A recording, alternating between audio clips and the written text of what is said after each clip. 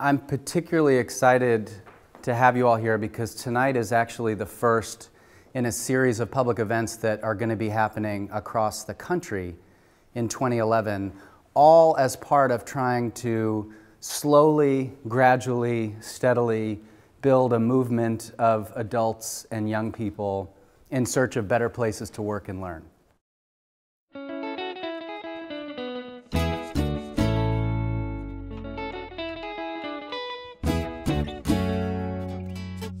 This story revolves around one girl, and you can see her here. Her name is Elizabeth Eckford. It's rare that you get an opportunity to have something as tactile and multisensory as a traveling museum exhibit that's about story, that's about individuals, choice, history, race, identity. I felt this exhibit was about how stories, individual stories can create a feeling, a need to bring change.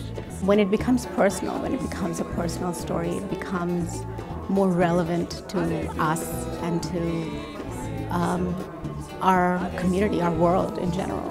I'm just excited about people who could be doing so many other things, but they're interested in other people, altruistic things. But what all these events are about are giving people an opportunity to reflect on those questions.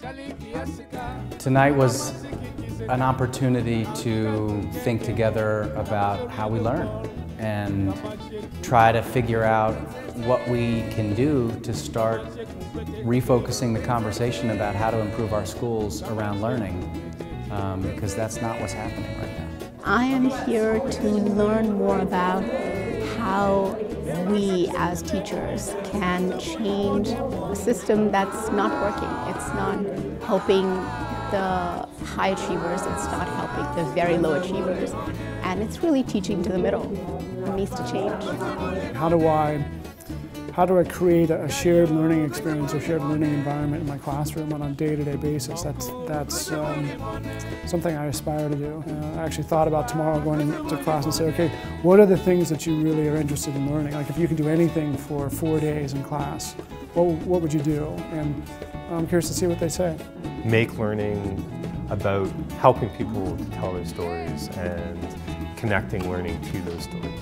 Thank you so much for coming, and to be continued. Trying to figure out how to be seen and heard in meaningful and responsible ways, and actually have that be the backdrop for a campaign that's about gathering people's personal stories about when and where they were when they learned best. It wasn't an evening talking about learning, it was an evening about giving people a chance to learn something together and then make sense of it.